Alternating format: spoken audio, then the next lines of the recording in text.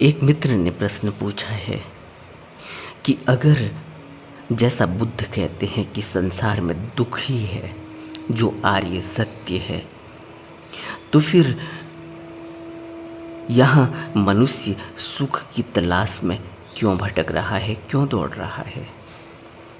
यह मनुष्य को समझ में क्यों नहीं आता?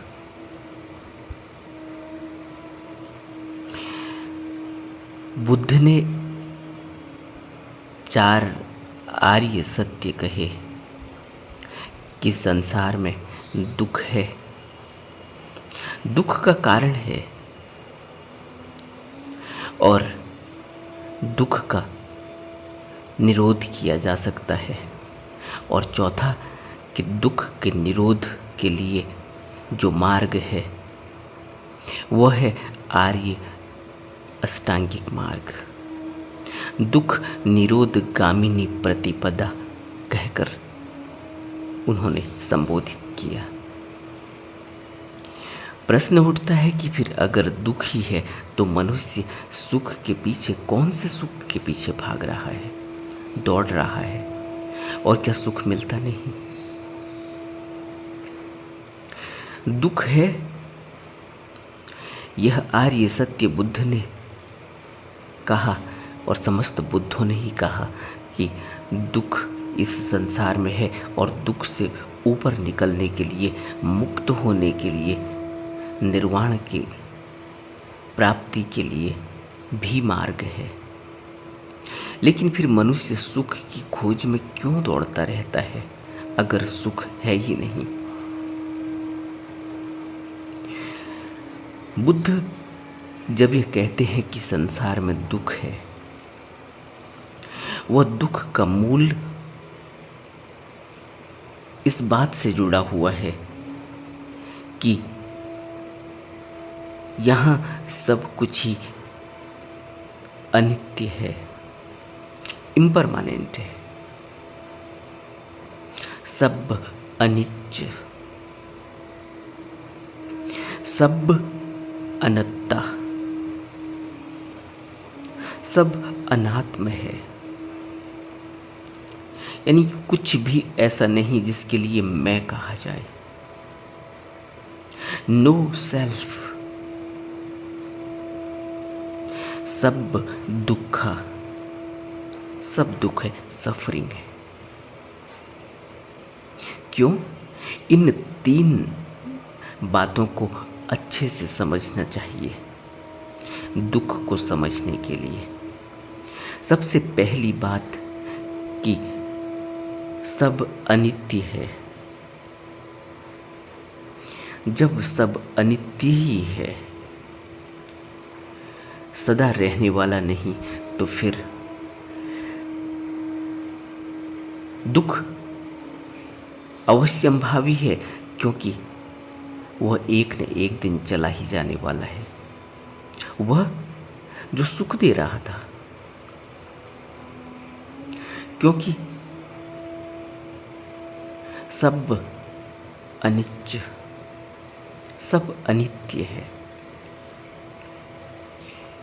अनित्य होने की वजह से वह एक दिन चला जाएगा, निश्चित ही चला जाएगा। इसलिए वह सुख, जो भी सुख अब तक मिल रहा था, वो दुख में बदल जाएगा। क्यों? क्योंकि जिस चीज से सुख मिल रहा था उस चीज की आसक्ति दुख बन जाती है, और जिस चीज से सुख मिल रहा था अगर वह कल को न मिले तो दुख निश्चित है एक साधारण मनुष्य के लिए, बुद्ध के लिए नहीं। क्योंकि जो अब तक सुख दे रहा था, अगर वह अगले पल सुख न दे, अगले पल वह खत्म हो जाए, तो दुख न हो। यह ध्यान के माध्यम से हो सकता है।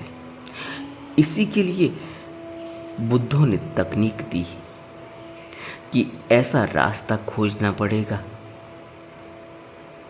कि जो वस्तु, जो व्यक्ति, जो दृश्य अब तक सुख दे रहे थे, वह अगर न रहें, अगर वह चले जाएं, अगर वह खत्म हो जाएं, अगर वह विनश जाएं, तो फिर दुख न हो। इसके लिए इतनी प्रज्ञा, इतना ज्ञान, इतना विवेक जगना चाहिए। इसीलिए बुद्ध कहते हैं कि ज्ञान, विवेक व प्रज्ञा से दुखों से मुक्त होया जा सकता है। अगर विवेक की जागृति ही न हो, अगर विवेक ही न हो, अगर ज्ञान ही न हो, तो मनुष्य जिसको मैं कह रहा है, मेरा कह रहा है, जबकि वह उसका नहीं है, जबकि वह कोई मैं जैसी कोई बात नहीं, क्योंकि वह विनश जाएगा, वह खत्म हो जाएगा, वह क्षण भर है और क्षण भर बाद नहीं भी हो सकता है। और निश्चित ही है कि एक दिन सब अनंता, सब अनात्म हो ही जाना है। नो सेल्फ की स्थिति, और जब नो सेल्फ की स्थिति नहीं होगी,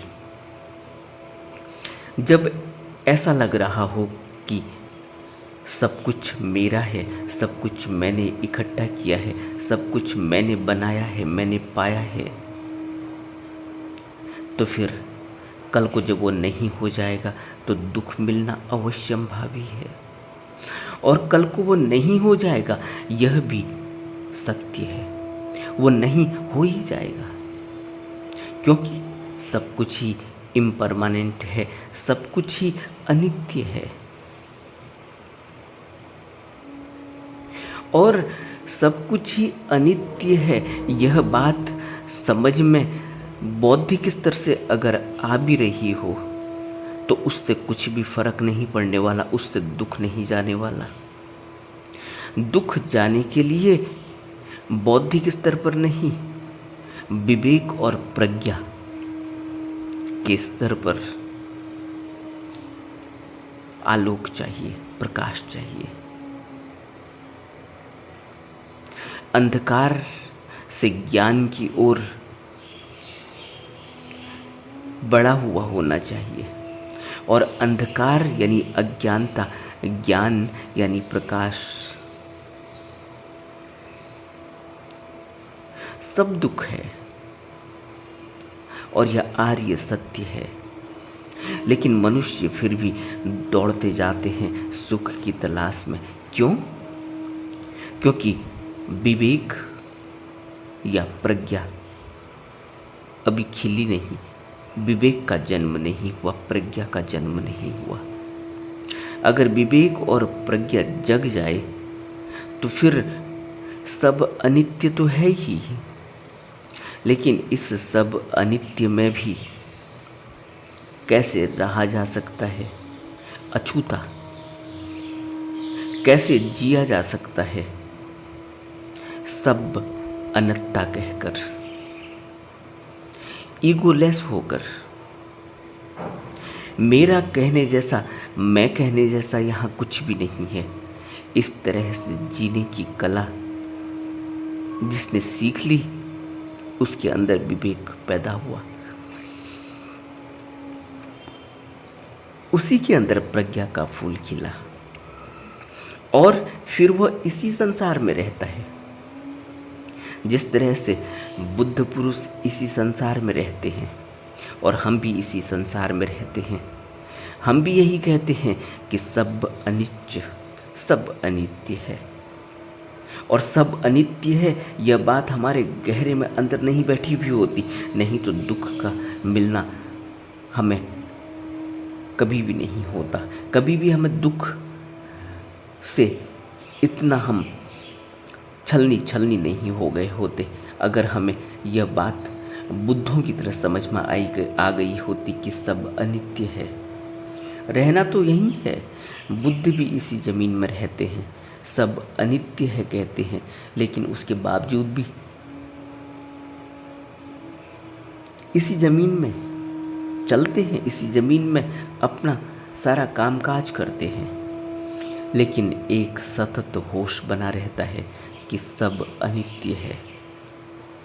एक होश सतत बना रहता है सब अनंतता का, सब अनात्म है। यहाँ आत्म जैसा कहने वाला, यहाँ ईगो, यहाँ सेल्फ, यहाँ मैं और मेरा कहने जैसा कुछ भी नहीं। और यही फर्क है, यही बुनियादी फर्क है एक साधु में और एक साधारण आदमी में। जब बुद्ध कहते हैं कि सब अनात्म है, तो वह किसी भी वस्तु पर आसक्ति नहीं करते, किसी भी वस्तु, किसी भी व्यक्ति, किसी भी दृश्य से उनका कोई लेना देना नहीं। वो अछूते हैं, वो काम करते हैं, इसी ज़मीन पर करते हैं, लेकिन सब अनात्म कहते हैं तो कहीं भी अपने को नहीं जोड़ते, अपने को जोड़कर दुखी नहीं होते। और हमारी क्या स्थिति है, एक साधारण मनुष्य की क्या स्थिति है। छोटे छोटे बच्चे अपने दिल पर इतना बड़ा बोझ ले लेते हैं और उस बोझ के कारण, इमोशन के कारण अपने अंदर इतना दुख भर लेते हैं, इतना दुख इकट्ठा कर लेते हैं कि फिर उस हृदय में कुछ भी ठहरता नहीं, कुछ भी बैठता नहीं। और जब बुद्ध कह रहे हैं कि सब दुख है, सफरिंग है, सफरिंग इसीलिए है क्योंकि हम अटैचमेंट से जीते हैं, हम मैं और मेरी से जीते हैं। और जहाँ अटैचमेंट होगा, जहाँ अत्ता होगा, जहाँ ईगो होगी, जहाँ सेल्फ होगी, वहाँ से दुख मिलना स्वाभाविक है।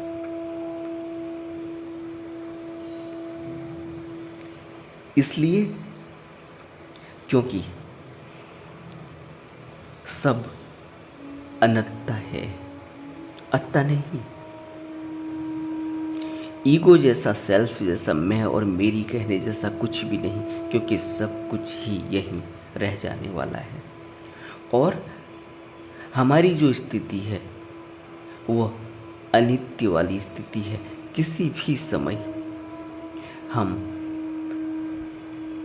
यहाँ से चले जाने वाले हैं,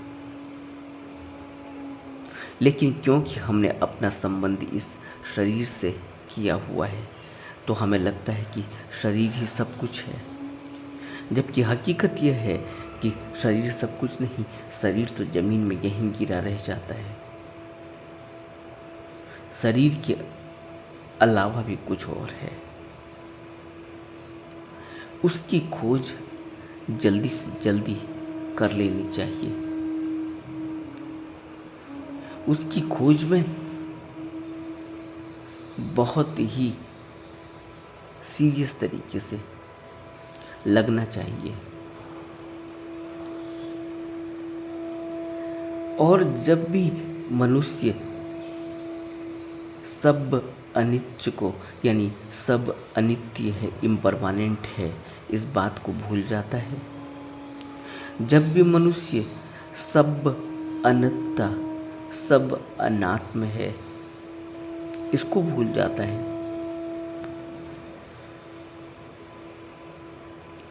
और जब मनुष्य सब दुख है, सफरिंग है, इस बात को भूल जाता है, तब वह यहाँ उलझ जाता है, तब वह यहाँ दुखी होता है, पीड़ित होता है, परेशान होता है, लेकिन यहाँ से निकलने का उसको कोई मार्ग भी नहीं मिलता। और बुद्ध ने इन 3 बातों के बाद, सब अनित्य, सब अनंतता और सब दुखा के बाद जो ज्ञान, विवेक और प्रज्ञा की बात कही, वह हर मनुष्य का कर्तव्य है। हर मनुष्य उसको पाया ही हुआ है, बस उसका मन उसे अच्छे से इस्तेमाल नहीं करने देता।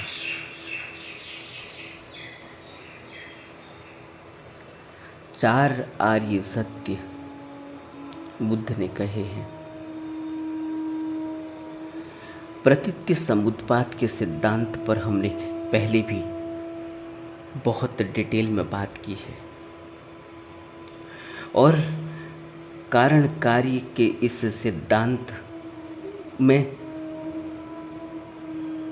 बुद्ध हमें अच्छी तरह से समझाते हैं कि यह एक बहुत ही जटिल सिद्धांत है, इसलिए क्योंकि इसके कारणों का पता नहीं चलता और कारण से कार्य पैदा होता है, परिणाम निकल कर आता है,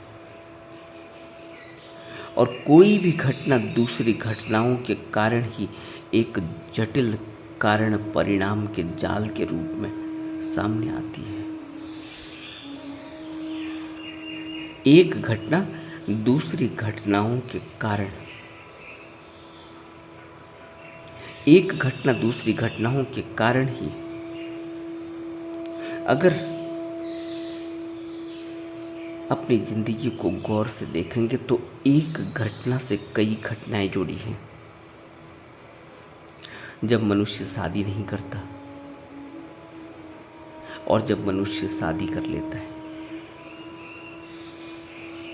शादी नहीं करने के बाद की घटनाएं और शादी कर लेने के बाद की घटनाओं को अगर हम अच्छे से विचार करें तो हमें पता चलेगा कि शादी करने के बाद जो घटनाएं घटी हैं वह शादी से कितनी जुड़ी हुई हैं।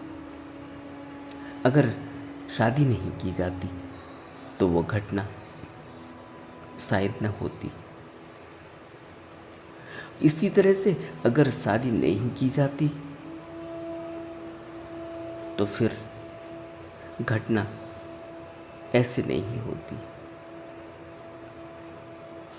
लेकिन मनुष्य के अंदर अभी बहुत देखने की दृष्टि ही पैदा नहीं हुई जहाँ वो ये देख सके कि कहाँ सब दुख है, सब अनित्य है, सब अनात्म है। यह जो दिखाई नहीं दे रहा है इसका क्या कारण है? और जब तक हमें चार आर्य सत्य गहरे से हमारे अंदर नहीं बैठ जाएंगे तब तक हम उन आर्य सत्यों से कोई फायदा नहीं उठा सकते।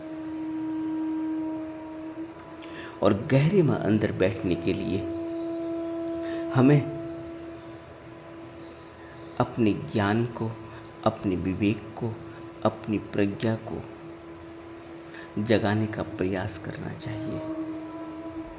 और कैसे हम जगा पाएंगे इसके लिए भी बुद्ध ने हमें बहुत खोल कर बताया है। जिस तरह से प्रतीत्य समुत्पाद के सिद्धांत को समझा गया कि किसी वस्तु के होने पर किसी अन्य वस्तु की उत्पत्ति होती है, जिसको हम नई उत्पत्ति कहते हैं। और कोई भी घटना दूसरी घटनाओं के कारण ही एक जटिल कारण परिणाम के जाल के रूप में सपने में आती है, सामने आती है। और जब वो सामने आती है तो फिर साधक उन सामने आई हुई घटनाओं से बचने के लिए पटिच्च समुत्पाद के सिद्धांत को, प्रतीत्य समुत्पाद के सिद्धांत को गहरे में समझने की कोशिश करता है, उस पर जीने की कोशिश करता है। लेकिन मुख्य बातें हैं कि सब अनित्य है, सब अनंत है और सब दुख है। और जब ये तीनों बातें समझ में आ जाएं तो मनुष्य फिर पीछे मुड़कर नहीं देखता। फिर वह, जैसा प्रश्न पूछा गया, कि वह फिर भीड़ में नहीं दौड़ता, क्योंकि उसको इन वस्तुओं से क्या सुख मिल सकता है, इन वस्तुओं से क्या दुख मिल सकता है, यह आसानी से पता चल चुका है। और दुख जो मिलता है उसका कारण कोई दूसरा है भी नहीं।